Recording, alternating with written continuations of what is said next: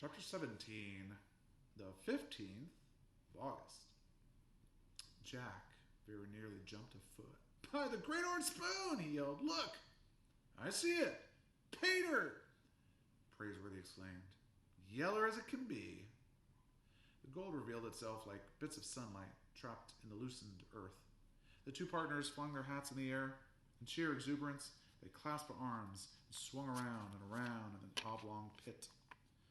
We've done it, Jack! We've done it! Praiseworthy roared. We've struck it rich. It was a moment before Jack, in his excitement, realized that Praiseworthy had called him Jack. Not Master Jack, just Jack. Plain Jack, the way he'd always wanted it to be. He thought he'd never stop leaping for joy, but then he fished out a golden lump and beat it with a stone. Flat as a button. Cut some steaks. Quick, Jack! Anything would do. Praiseworthy drew his tattered umbrella from their pack and pounded it into the ground. It made a fine corner post for their claim. Jack stripped a fallen pine limb with their clasp knife. Praiseworthy measured out 50 feet by strides, which would give them plenty of elbow room. Soon, they had the boundaries staked, and Jack ran from corner to corner, hanging tin cans in place. They had their claim, legal as could be. And Praiseworthy laughed. Cut-Eye Higgins had done us a good turn, in spite of himself. After the first day's washings, Praiseworthy went to Coloma to buy a long tom, and Jack stayed behind with the squirrel gun to keep an eye on things. Within 24 hours, miners had stake claims everywhere around them. The place quickly got the name of Gravedigger's Hill. Praiseworthy and Jack worked from morning till night. They carried pay dirt bucket by bucket down the slope to the sluice box in the river. The hole grew wider and longer. They filled a buckskin pouch and tied it off at the top. Hour after hour, Praiseworthy swung the pick, and day after day, Jack emptied the bucket after bucket into the long tom. Their fortune grew heavier. Won't Aunt Arabella be surprised when we walk in? Jack grinned one night after supper. Praiseworthy was smoking one of his long nine cigars. Why, we'll be able to use sacks of gold for doorstops. Praiseworthy gazed into the coffee fire, and his fingers touched Miss Arabella's small portrait, buttoned in the pocket of his shirt. She was so far away, a continent away, in Boston. He wondered what she was doing at this very moment, staring into the fireplace, thinking of him, perhaps. But that was nonsense, he told himself quickly, and turned from the fire. He must not forget his place. Once back in Boston, he would take up his old duties again. He was, he reminded himself firmly, born and bred a butler, like his father before him, and his father before him. Miss Arabella would be lost without him. Why, Boston would never accept him as anything but what he was, a butler.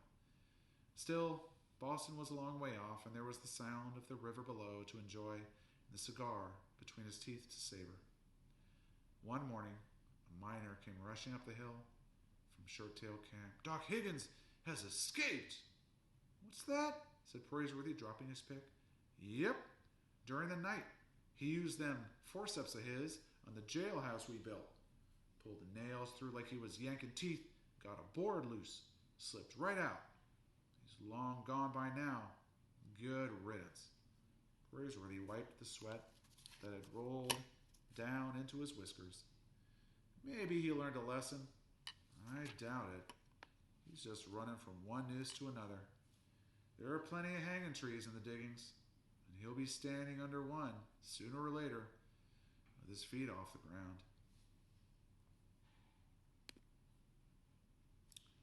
After almost 2 weeks of busting ground and shoveling dirt, their claim began to play itself out. The washings grew thinner and thinner. One by one, the other miners gave up on Gravedigger's Hill. It had boomed. Now it was dying. The boomers pulled their boomers pulled their stakes to follow rumors. Okay, boomer. The boomers pulled their stakes to follow rumors of some other gold strike. On the morning of the 15th of August, the day Praiseworthy was to face the Mount Knox in bare-fisted combat, the two partners struck their 10. Praiseworthy seemed in no hurry to keep his appointment in Hangtown. Jack wondered if Praiseworthy had changed his mind. Not on your life, Jack. We'll make it. Jack blindfolded Stubb and they loaded up. They had 11 heavy pouches of gold dust worth a fortune in San Francisco. Provided we get it there, mused Praiseworthy. We might meet up with road agents again. Exactly. This squirrel gun of ours barely scares off squirrels. Jack, I think time has come for shooting irons. Jack Hart took a leap. Four-shooter? I think a four-shooter would be an excellent choice. They stood for a last moment, gazing at their claim. The umbrella still rose from a corner with a tin can on top. Praiseworthy left it there. Gravedigger's Hill had been good to them, and they walked away as if they were abandoning an old friend. Almost at once, several Chinese miners with pigtails dangling from their flat straw hats moved in to work over the diggings. Good luck, boys, Praiseworthy called. At Coloma, they traded in their pick and shovel, tent, and gold pans. They wouldn't be needing them anymore. They had left Coloma on the stage, each with a revolver tucked in his belt. Jack, rubbing his hand along the butt of the four-shooter. He felt invincible. He turned for a last look at Stubb. They sold him to the Justice of the Peace, and at the moment, the official was sitting in the dust, his legs spread out before him. The Rudo stood, looking very pleased with himself. I forgot to tell him Stubb thinks he's a mule, said Jack. Praiseworthy smiled. I'd say the Justice of the Peace just found that out for himself. They reached Hangtown late in the afternoon.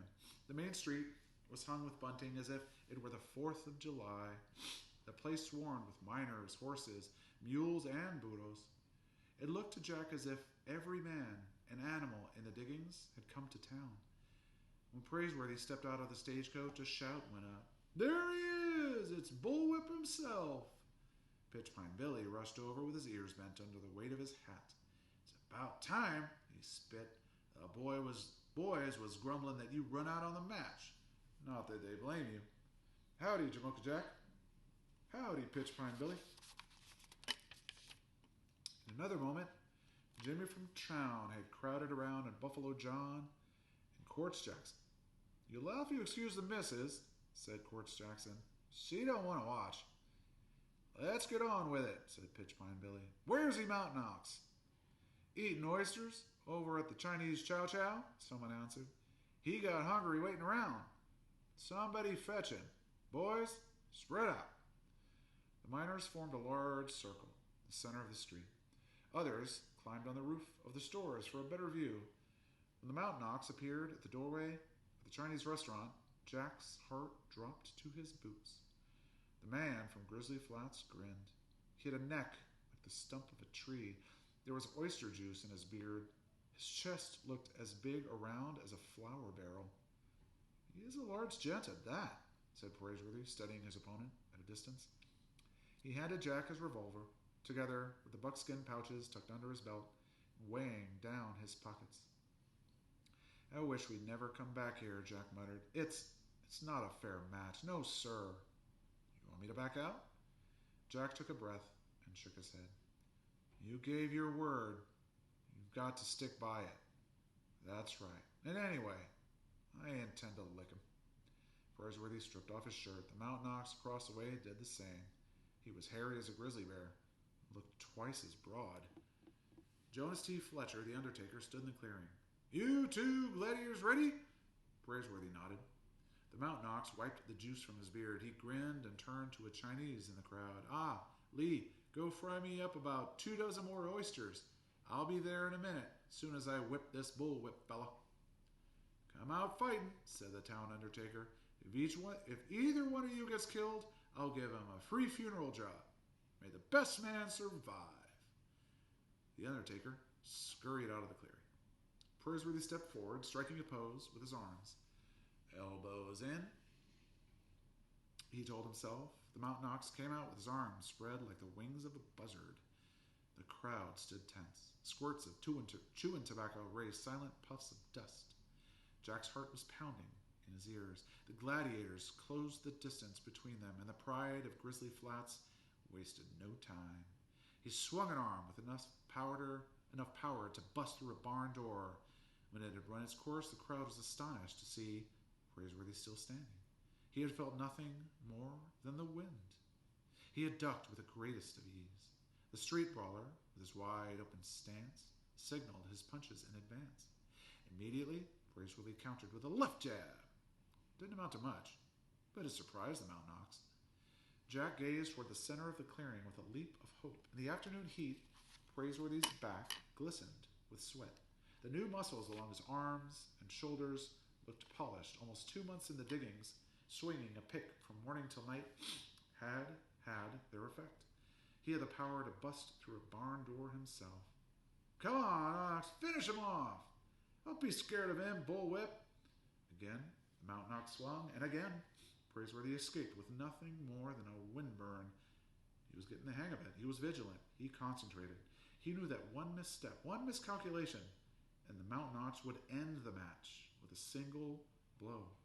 5 minutes passed. To Jack it was 5 hours, 5 days. The Mount Knox swung one haymaker after the other, but Praiseworthy dodged, ducked, or stepped aside.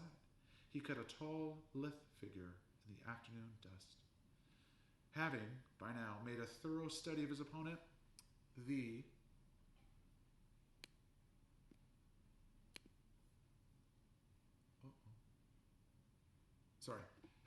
Having by now made a thorough study of his opponent, as the book advised, Praiseworthy devised an attack. Left jab, he told himself. Keep them coming like bee stings. To the proboscis. The Mount Knox may be all muscle, but a nose is a nose. The crowd, in growing amazement, watched and chewed tobacco and squirted juice. Not only was Praiseworthy still on his feet, he hadn't been touched.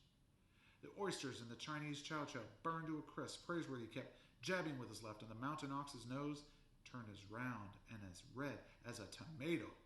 Once, when the gladiators had worked themselves to the very edge of the crowd, the Mountain Ox let fly a carefully aimed wallop.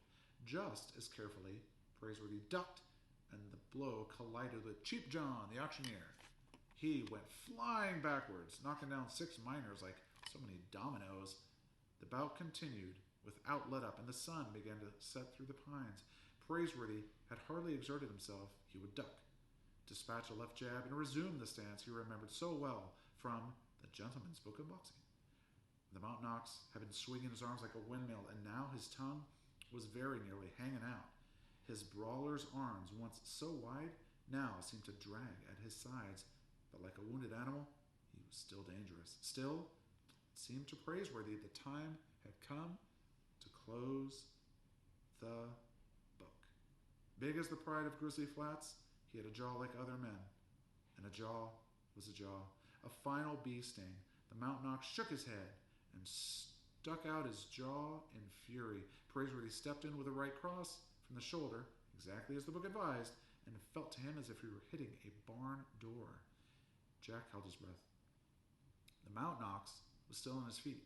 5 seconds later, but then he keeled over backwards like a statue and lay sprayed eagle in the dust. A roar burst from the crowd, and Pitchpine Billy rushed in to hold up Praiseworthy's arms. The winner! I don't know how he done it, but you saw it. The fair name of Hangtown has been saved. Boys, let's celebrate. Praiseworthy pulled on his shirt, and Jack handed him his revolver. He stuck it in his belt. The miners were raising noise all around them, but the two partners regarded each other, exchanging a silence.